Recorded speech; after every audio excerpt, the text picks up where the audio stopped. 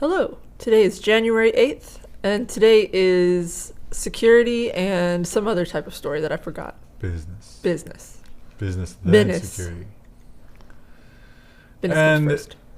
we have talked about in the business world more and more, the big tech companies are not comfortable with their employees talking about controversial topics. Google has gone so far as to cancel the Friday meetings because they were just getting too rowdy, too uppity. They've also gone so far as to try to cancel unionizing as well. Well, a lot of companies have already done that. But the thing is, you're not allowed to talk, especially if it's something that could hurt the company financially. And certainly, when we talk about Amazon, they have a bit of a carbon footprint, you might say. And so, some new rules. Amazon has threatened to fire employees who speak out on climate change. Now, there's two employees at the center of this kerfuffle. They say that Amazon changed their terms to make it to where that they actually have to get permission from Amazon to speak publicly. But Amazon said, no, that policy was always there. We just added a form so you could do it online. You could ask permission. Now, they do add the loophole, and I don't know. The way you worded it, it sounds really bad. And it is. But it's also, you can still speak publicly, but you cannot say, I work at Amazon and that. It has to be your opinion, not your opinion as an Amazon employee. So, Remember, Amazon's going to go, was it carbon neutral by, was it 2030? 2034, I think. It's totally going to happen. You could, I don't know, because I feel like with the labor laws in the U.S., it would be totally okay to say something like, I work for Amazon, but I'm not here as an Amazon representative when I tell you that I'm doing everything in my power as an Amazon employee to get them to understand the colossal environmental impact that they're responsible for. 2-day shipping. Well, and I'm doing everything I can to get them carbon neutral ahead of their self-imposed 2040 deadline. but I think the thing that's upsetting them is kind of what you're saying, but it's more like, I work at Amazon, and let me tell you, like, I've seen the darkness. I've been into the inner tubes of the Death Star, and oh boy, is it bad. Half the planes at airports now are Amazon planes, which surprised me. I hadn't flown in a while until recently. Oh yeah, I mean, imagine the number of packages they're moving around at any given time. It's crazy. I work at Amazon, where our Alexa AI system runs on liquefied puppies. Most people don't really understand that. It is, not only does it help move the packages more efficiently through the tubing, it also tastes delicious. And then he takes a drink. But at the same time, online commerce is what? It's like still single-digit percentage, right? Compared to regular retail? Yeah, well, Amazon makes all of their money from AWS. Like, it's just... Well, that's what I'm saying. So maybe we should be aiming more at the big retailers that aren't online retailers, because clearly they're selling more. They must be running more trucks and stuff, right? I was also looking... Well, yeah, in terms of, like, global stuff, transportation is a big part of it. But I was also looking at, like... Again, the whole global thing, and it's like, I'm not going to eat meat, and all of these little individual things that an individual could actually do That's to improve meaningless. it was completely, like the U.S., like the graph had the U, and like the U.S. was this much, and then there were a bunch of other countries, and then it was China, and China was like like this, and it was like, oh, Yeah, as much as we get beat up in the media, we are far from the worst country to doing stuff like that. It's ridiculous. I mean, Because we've outsourced it to China. I guess there's some truth to that. There's probably also some truth that, like, a Walmart, they're moving 1,000 copies of an item at a time, whereas Amazon is moving one. To me personally. Also, some of that China pollution, I figure, is probably some of our outsourced manufacturing. I would like to know what A percentage. non-trivial amount, most likely. Yeah. Also our recycling and trash. Not anymore. and- They don't do the recycling anymore. Yeah, it's not even. They used to just throw that in with their coal-fired, electric plants. It was just Yeah. like, Like, yeah, we'll get some calories out of that. Yeah. Toss it in there. And now it's like, no, that makes too much of a mess. Well, speaking of recycling, that was an excellent lead-in, Krista. And the Didn't environment. intentionally. How about Sonos? Now, if you own a Sonos speaker, I never use them, have you? People say they're really good. But if you own one, like most big tech companies, they want you to upgrade to the newest model as quickly as possible. Something new comes out, you need it. And they'll give you was it 30%? I think it's 30% off if you agree to recycle your Sonos speaker. But the word recycle there is in quotes. Yeah. Sonos gives a lame reason for bricking older devices in recycle mode. So when you quote unquote recycle in Sonos terminology, your older device, it literally erases the brains of the device in such a way that it is a completely unrecoverable situation. So, like a TV, if you erase a smart TV's smarts, you still have a TV. With the Sonos, you don't even have a speaker anymore. It's just a hunk of plastic to go get dumped in a landfill somewhere. Well, you can strip it out and actually take the cones out of it, but no one would do that. You can never make it a Sonos speaker again. Yeah. It is dead. Yeah.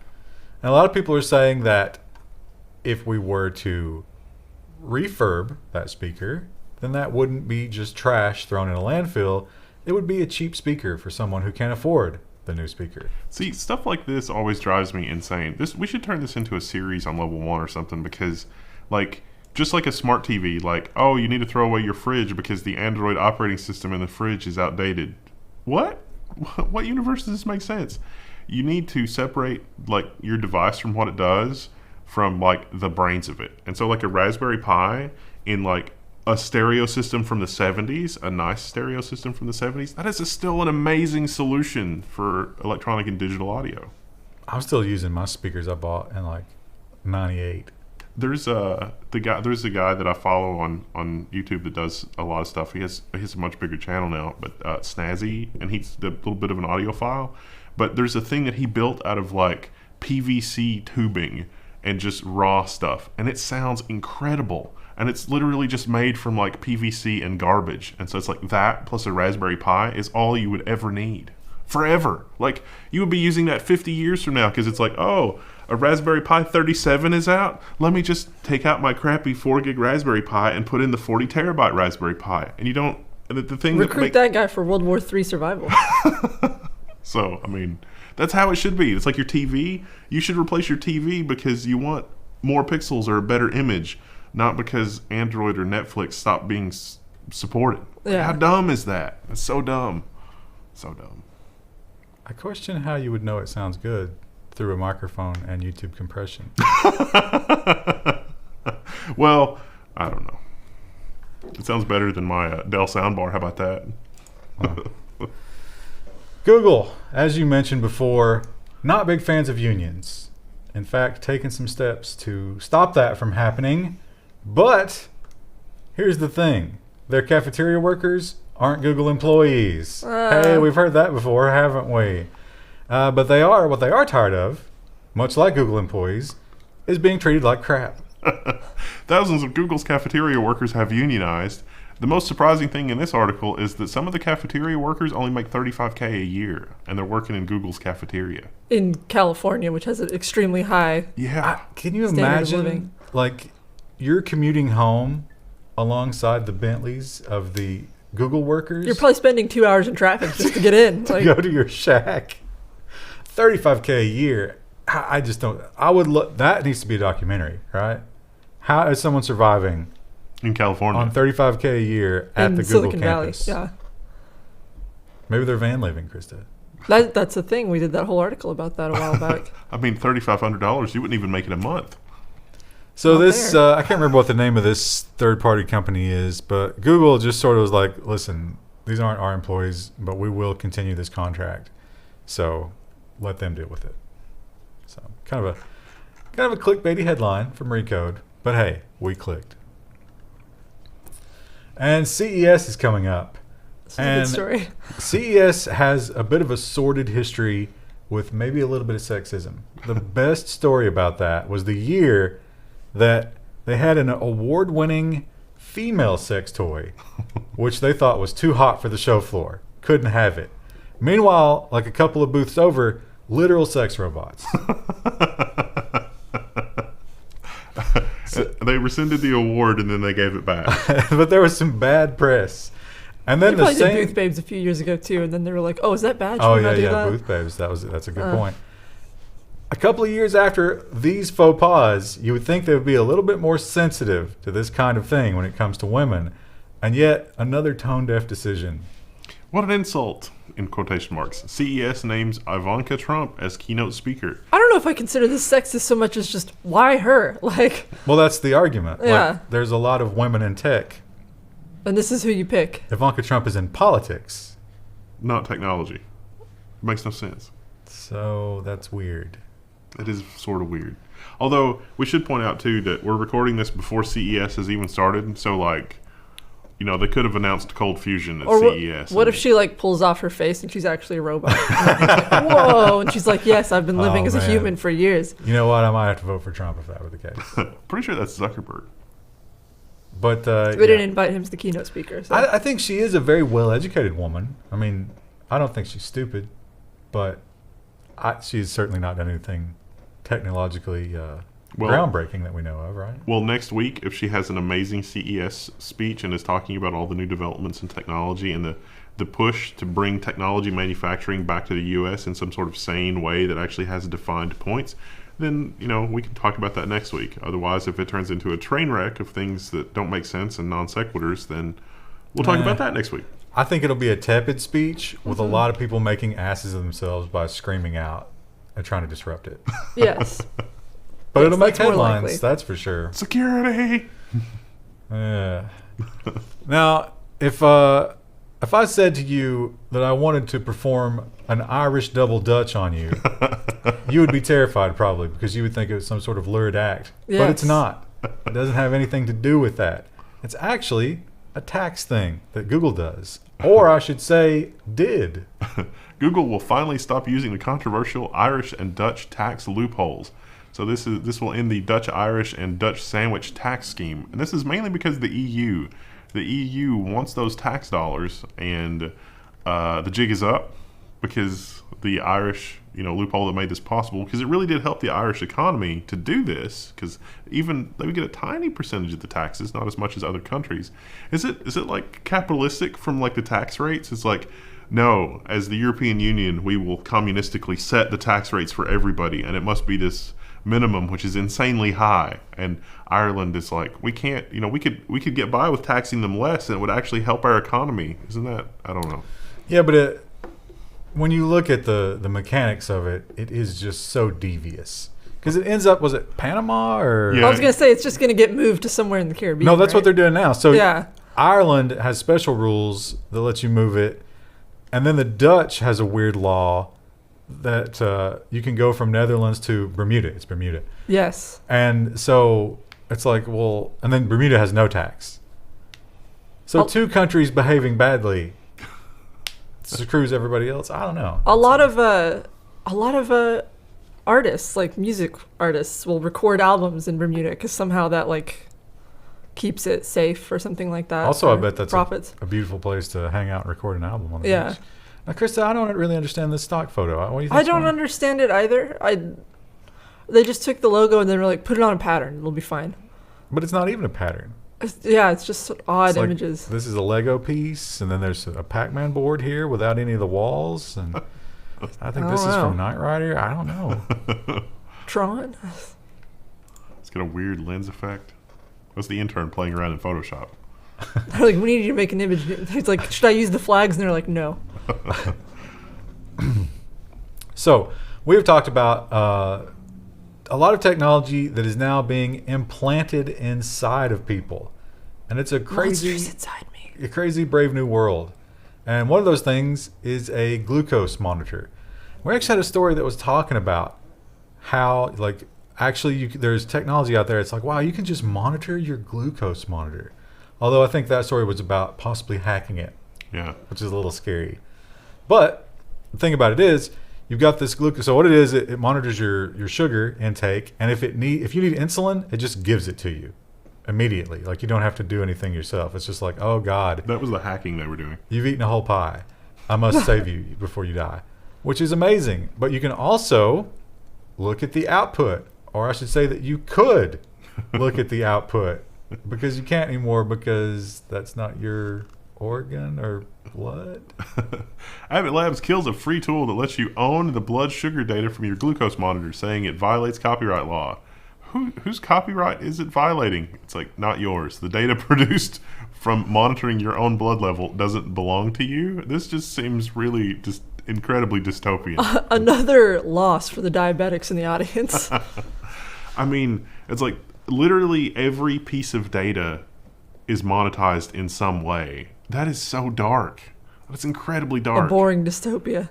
So somebody came up with a software and posted it on a forum, because there are forums for people with these things. And it was like, hey, look what you can do. You can actually like interface with this thing and see what your number is right now. And it's really cool. And it shows it in real time. Nope. Here came the lawyers. And they're literally arguing that it's copyright. How do you feel if you're the legal team and you get asked to be put on this case and it's like, I went to law school to help people and now I'm arguing about copyright for blood sugar? Well, if you love a challenge, this one's good for you, because this is a tough one to argue. Yeah. Also, we're back to getting leggings ads everywhere. I don't understand that. I haven't bought any leggings in a while, so I don't know. That's the only person that could be marketed toward, unless one of you guys buys leggings. I like this ad because it's like a thickness gradient. A little bit, yeah. That's pretty cool. Very inclusive. Well, we had some fourth quarter earnings that were surprising, and we talked about Tesla hit that big number. Krista, what was that number? I don't know. It looks like you're using an ad blocker. It was 420, Krista. 420. But now they've also told us how many cars they delivered, and once again, it's amazing. Tesla delivers more cars than they provided guidance for, which is what, like 400,000 cars? It was a lot. I don't know exactly how many, because we're using an ad blocker. Yeah. I've forgotten. But it was surprisingly more than they predicted, so of course their stock is up again. And they've got their Shanghai factory, which has produced 1,000 cars. It's nice. They got it up and running a lot sooner, which they're saying that the reason for that is no regulatory hurdles, as opposed to this is the third time they've done it. There's several pillars that are being held by zip ties, but don't worry. You know, when thousands of people die in that factory, it's fine because it's foreign. Oh, there was an amazing YouTube channel that had like things gone wrong in Chinese construction, and like, you know, those big like divided highway things that are just like solid concrete, and each one is like 30 tons. Yeah. There were some of those stacked up on like a construction thing because they were working on a building. And it was hard to understand because it was native language, but the subtitles at the bottom were like, yes, these were substandard dividers, and if we had used these, people would have died. And he had like a claw hammer or something, and he just starts banging on it, and it's like, what is this going to do? It's a 30-ton thing. And then it just crumbles away, and the whole thing was hollow. And it was like, oh, wow. How did you even figure that out? But think of the cost savings they had there. Yeah. Probably when they put it on the crane. Oh, yeah. It was like, this doesn't weigh what it should. Or it just fell apart as soon as they put ropes around it. Well, Chrissy, you mentioned thousands of deaths, and this is a number much lower than thousands, but still perhaps a somewhat alarming number, because this is a thing that's supposed to make us safer. The AP reports 3 crashes and 3 deaths that raise questions about Tesla's Autopilot. I didn't know they had really rolled that out yet. Oh, yeah. Autopilot? It's been there for a long time. Has it been? I thought they were still testing it in like the desert. They in Arizona. are. No, you're right. They're still testing They're still testing it. They just These went three on and people released were it. really important test cases. Now, maybe the most disturbing thing here is that one of these hit a police car and another one hit a fire truck. Those are unusual cars. The AI is not trained to detect those cars. What happens when it hits an that. ambulance? It's like someone trying to get to the hospital. Well, then that's the high score when you finally trifecta. The trifecta. That is on page 8637 of the Autopilot Operator's Manual. It's like, you need to be cognizant of things the AI has not been trained on. The AI hasn't seen. It's only seen a few million fire trucks. It's not enough. The worst crash, though, was the latest one where the lines on the road, there was construction, and so the lines weren't painted yet, yeah. And it thought that the exit was just another part of the interstate. Oh. So it didn't even slow down as it exited and just blew right into a smaller car and killed everybody in the smaller car. How do you not notice? Oh, they were like asleep or something. They wow. No, it was probably driver error ultimately because people trust it too much. Yeah. But that's, there are a lot of situations where we don't sell people certain things because we know they're going to use them incorrectly. How is this not one of those? I'm not even for that. I'm for letting people be stupid. But well, in this case, that can affect other people who are actually, that is a paying big thing. attention When and it doing comes the to- right thing. When it comes to driving, the laws make a lot more sense because it can kill me. And speaking of self-driving, it may not all the self-driving, was it level 5? Yeah. I think It's like the what we imagine all self-driving to be is level 5. the chasm between where we are now, are we at level 4 or 3? Like barely level 3 if you squint your eyes. So the the chasm dark between until 3 your and head. 5 is like Grand Canyon sized. Yeah. Perhaps Pacific Ocean sized would be more appropriate. But we might be getting a little bit of self-driving in all the cars. Lidar sensors are about to become a mainstream car feature. Bosch, a quote-unquote tier 1 auto supplier, is entering the crowded Lidar market. Each sensor costs about $500, which, considering the cost of a compact disc player in a modern car, that seems like a bargain. But the good ones and like the Google cars that they're testing, $10,000. So not the same piece of equipment. Now, if you're riding around and you see this little guy, that's the Lidar. It really bothers me it's on one side because then it looks like just one little snaggletooth on the face of the car. Well, we can't see the other side. Yeah, I know, but I'm assuming there's only one, right? No, there's probably 2. I think there's some cars have them in all 4 quadrants. So they got snaggletooth everywhere. Now, we talked about a similar situation to this a while back. When you have a big fabrication facility and the power goes out, It it's ruins everything. real bad. Samsung Electronics chip output at South Korea plant has been halted due to a short blackout. That blackout was barely a minute long. They didn't have a generator system, or The power drain is so big. yeah. It couldn't fail over in time. And I don't think the other article I read made it sound like it was not a complete blackout. Like the power was just weird for a minute or so, and that meant they had to restart all the equipment, and everything that was in process was lost, which was a lot. Yeah, it turns out when you're working at sizes in the nanometer scale, it's really important to have steady power. Yeah. So as of this article, when was this printed? On New Year's Day, they still had not gotten everything back up and running. Yeah. Ouch. Just cleaning the machines out.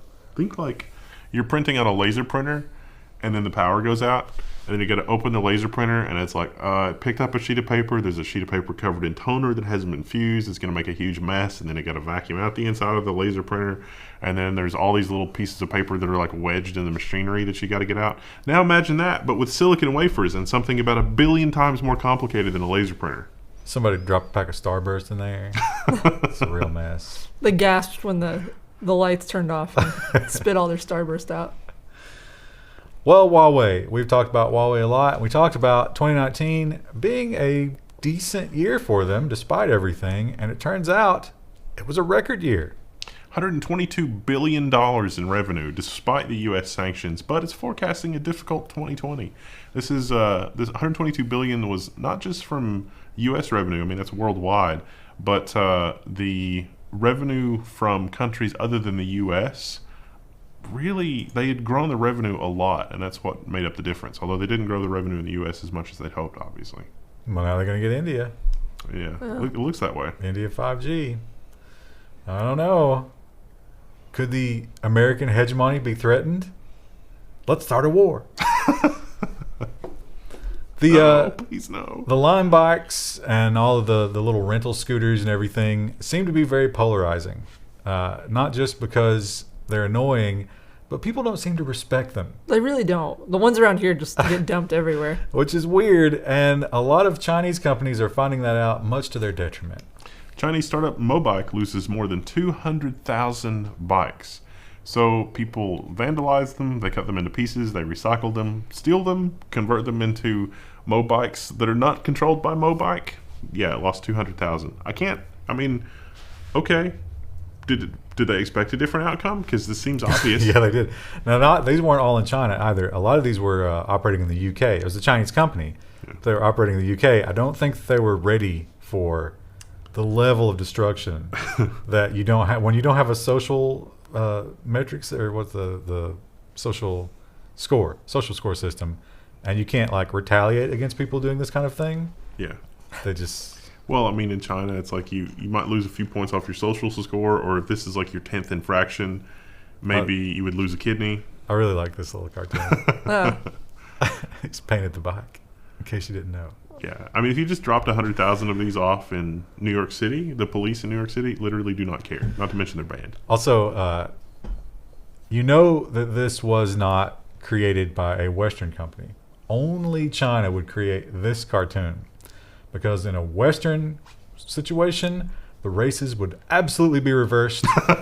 You never have a black criminal in American advertising or anything like that. Did you notice on the Rise of Skywalker poster, they removed Finn for the Chinese version of the poster? Oh.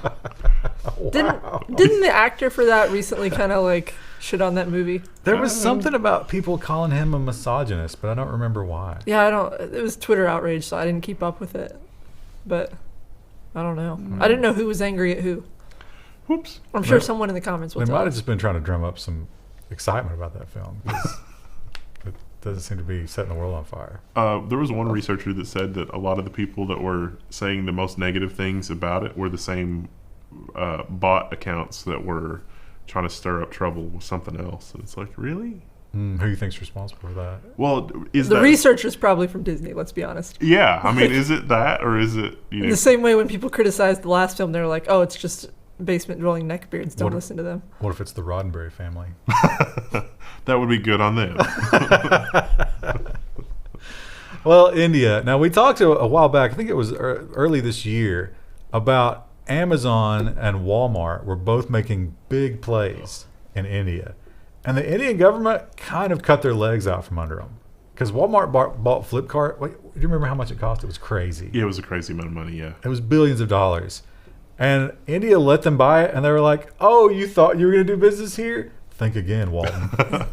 And so now, maybe to take advantage of that, is this gentleman.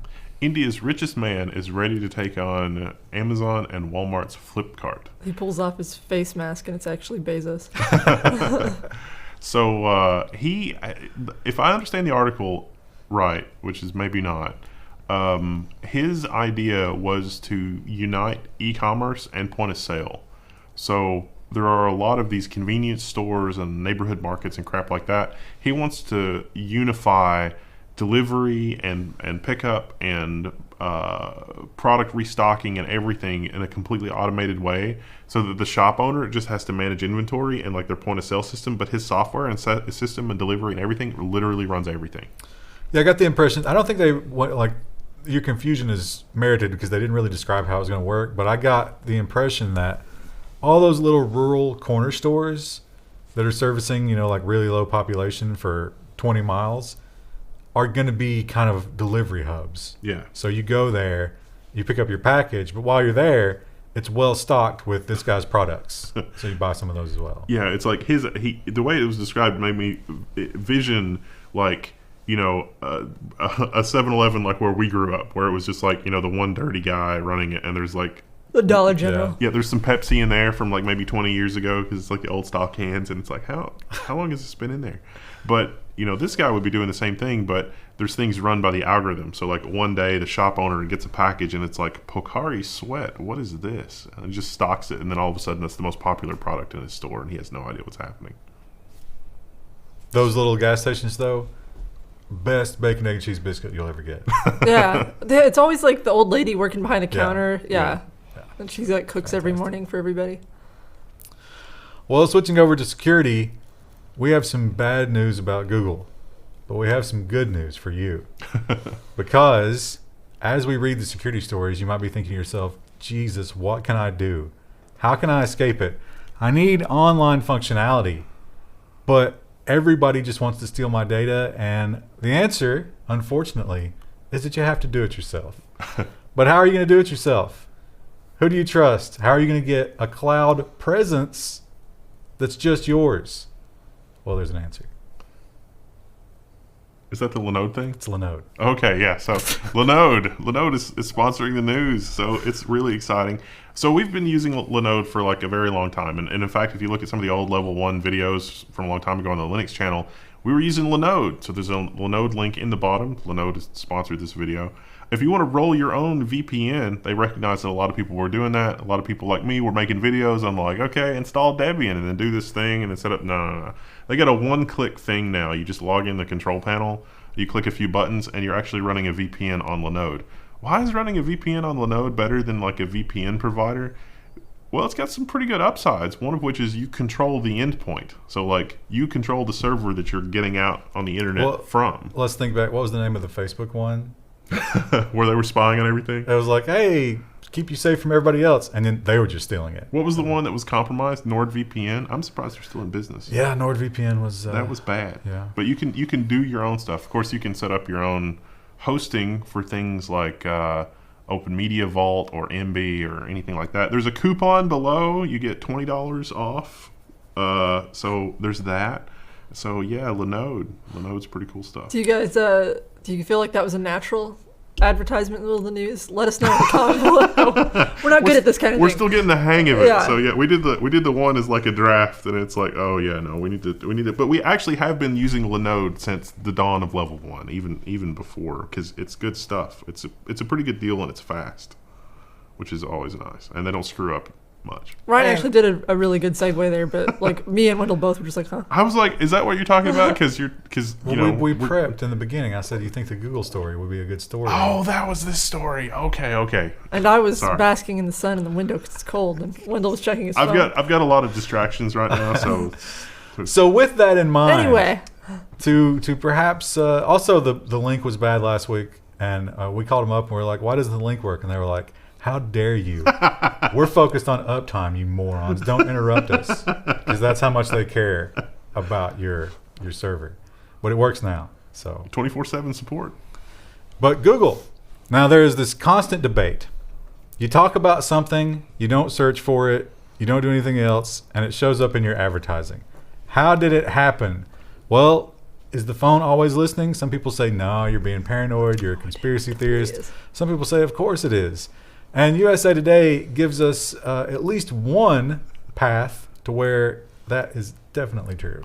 Google really is listening on any of your apps and anything that you do. Google says it records interactions with connected devices like the home speaker only when we use the wake word instead of hey Google or okay Google. But they demonstrate a path where that's not really true. Like you wake up the device and then it just never ever goes to sleep ever. And there's a recording that you can get in the activity controls online. So USA Today seems to think this is unexpected behavior, but looking at it, it's like, no, that's how it's designed to work. And so clicking the microphone icon always does this. Yeah. The microphone, once you wake up the microphone, it's listening, it's transcribing. You can go into your Google account and you can actually look at the transcriptions of what you're saying that it's storing for your advertising profile because of GDPR. Yeah. Now, what I would really like to do is to see Level 1 do a video where we can fill the always recording thing with just an amazing amount of crap. Like, I'm sure machine learning can take care of that. Well, we could build a thing, like it would be adversarial. It'll be like the first generation of like fake Facebook profiles. It'll be like fake stuff to record, and then they'll have to build an AI to combat our AI, which will make our AI better. You think? I think Google will probably beat us pretty quickly, just because they have more man hours to put on it. What we're gonna do to train the AI is take all the old episodes of Saturday Night Live where they had the Coneheads plus the Conehead movie, and then produce new original dialogue in the Coneheads universe. I don't think there's enough combined Conehead dialogue. We're gonna need way bigger sample data than that. But we could use Lord of the Rings. What if we took one of those? The AI that did the Lord of the Rings paragraph, remember that? Oh yeah. And then use Google's phone, like their real world speaking algorithm. Remember that thing? Oh yeah. So that it doesn't sound like a robot reading it. So have that girl reading Lord of the Rings AI fanfic. And it's just transcribing that forever. It's like, Yeah. what sort of terrible thing will happen to the algorithm as a result of It'll probably just recommend you really bizarre Lord of the Rings fandom stuff. Well, we would need to get our entire audience to participate in this level of a disinformation campaign just to see, like, we could move the needle on something. I mean, we already did that. We did this experiment in the Level 1 News. You might recall the Barbie Dreamhouse episode. And Everyone was very upset by that. It was just the title was Barbie Dreamhouse, and then everyone said their recommended videos. And the dialogue that was transcribed. And we mentioned it enough in this one that it may already be going to mess with recommended videos. You're welcome. Krista, what if that worked like more than we could ever dream, and a lot of people adopted it, and it got them to make another set of Lord of the Rings movies because they didn't realize that the interest wasn't real, and you were responsible for that. I'd kind of be okay with that. And then what if those movies were terrible? That would be a less. I would. And be everyone okay was with. like, "Oh my God, Krista ruined the legacy." Ruined the legacy. No, I think we'll see how the Amazon show goes. It could be the Amazon show that. When does ruins that the start? legacy. I don't know. The speculation is it'll be end of 2021 is when Oh, wow. it'll be aired. So it's still like in production. Yeah, that's a They haven't long even way. announced all the cast yet. Well, we talk a lot about ransomware, and it seems like time after time, the ransomware people win because they get paid because people capitulate. And everybody says not to do that, but what are you going to do if it's you? You're screwed. I'm gonna sneeze. And sometimes you don't play ball, and things go really, really bad. Company shuts down because of ransomware. At least 300 without jobs just days before the holiday. So they were attacked by ransomware like 2 months before they shut down, and their IT group paid the ransom and got them back up and running, but nothing was exactly working correctly, and it was just bad news. So they coasted for a couple of months, and then things were still really bad and they couldn't get stuff running, and then they said, you need to go home. This was like the week before Christmas. I was like, give us a call the first week of January and maybe we'll be back. Then the first week of January, the employees called in. I was like, nope, we're not back. So, sorry. Now, you might be feeling really bad for these people, but they were telemarketers. Don't feel so bad now. So you can feel a little bit better about that. I mean, I said people, but I meant to say telemarketers. Now, let's say that you get your Linode server, you roll your own VPN, you get off the Google Cloud, you start putting all your own services, and yeah, you're doing everything right. You're feeling really good about yourself. But then you're at Starbucks, hacking Starbucks. away, and some, youth comes by and grabs your laptop and runs with it. And now you've lost everything because they've got your keys, your encryption keys. How can you prevent that? Well, there's an ingenious new way. This new USB cable will kill your laptop if it's stolen in a public place. The bus kill cables cost between $20 and $45. And yes, they, like the name implies, it uses the bus to kill your computer. So you get it and you put a little tether on it, and carabiner, is that what those are The called? carabiner, yeah. And you hook that on your belt or some other location, and when these ne'er-do-wells come by and swipe your laptop, as soon as that USB pops out of it, it dies. I can't imagine that going wrong accidentally. Never. Now, it doesn't have to kill it. You can program whatever you want to happen. You can just delete maybe like some really sensitive information that you could sync back in later when you get home, or you can just lock it or whatever, but pretty cool. You can trigger something happening when that USB gets pulled. Just a video of you screaming, "This is stolen! Stop it!" And you definitely won't look weird, and people won't take pictures of you and post them on social media if you have your laptop tethered to your belt. And then you accidentally unplug it, and then it starts screaming that it's stolen. It's like the new, they've got the briefcase where it's like, shackled to somebody's wrist. It's like that, except it's the laptop version. Because that wasn't raising eyebrows either. Well, we've talked a lot about Ring, and oh boy, Ring has had a lot of problems with leaking data and people watching Ring owners in their own homes. And I guess Ring said, you know what, Jesus, guys, give us a week off. And Nest said, all right, we got you. Google is shutting down Xiaomi access to Assistant following Nest Hub picking up strangers' camera feeds. And Xiaomi has a statement about this. So Google was freaked out about this. They said a really small number of people were affected that were Xiaomi device owners. So like if you used a Xiaomi device and you also had a Google Home Hub, then your pictures would go there. But not necessarily your pictures, as it turns out. That's a baby. That's terrifying. Yeah. So Google said this was a vanishingly small number of people were affected, and it was Xiaomi's fault, not Google. It was, Xiaomi. it was something to do with the caching. So, like, I guess if it couldn't connect, it would serve whatever was last in the cache. Not your cache, just the general cache. So, oops, that's a problem. But that also means that you would think that if you're like, it would be surprising to me to learn that the camera app on a Xiaomi brand phone provides the company with access to my photos feed. I thought that was just between me and Google. I didn't realize there was... Google sends it to all of its boyfriends. Yeah, I mean, is this also true of like Samsung? You have a Samsung phone. Well, Does Samsung get You're a copy of all your emoting to stuff? the camera. Just like take a moment to point out that we've accidentally revealed the next story. You made a noise, and I was like, what's she making a noise about? Oh, that was what I was making a noise about. Anyway, continue. But it was probably just in memory, but I understand what you're saying. Like, Yeah. why would that ever need to happen? Yeah.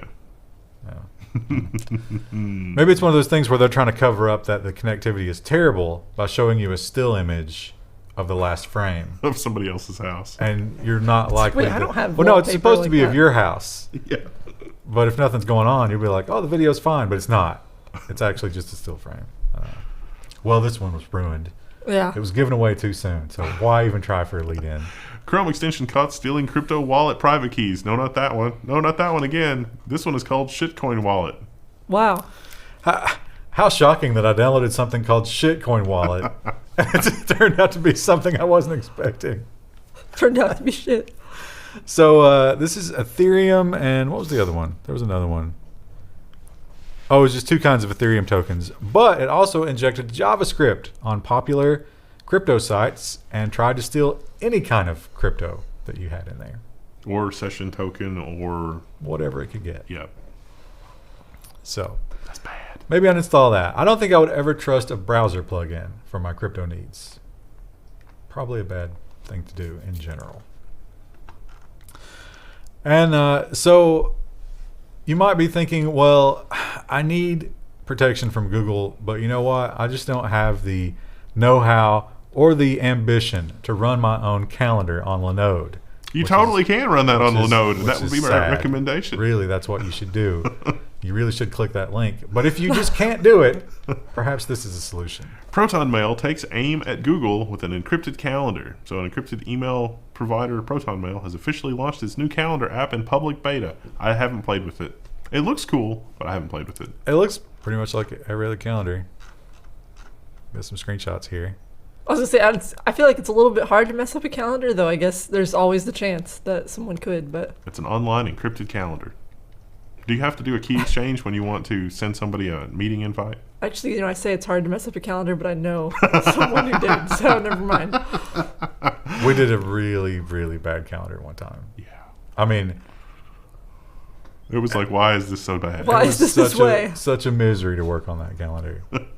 And to train people to use it, oh my God. It's like, I understand. I understand that this is like launching a rocket. But you don't understand the requirements that were put upon us. Oh, it was sad. And finally, our breach of the week or leak of the week is Wyze. Wyze data leak may have exposed personal data of millions of users.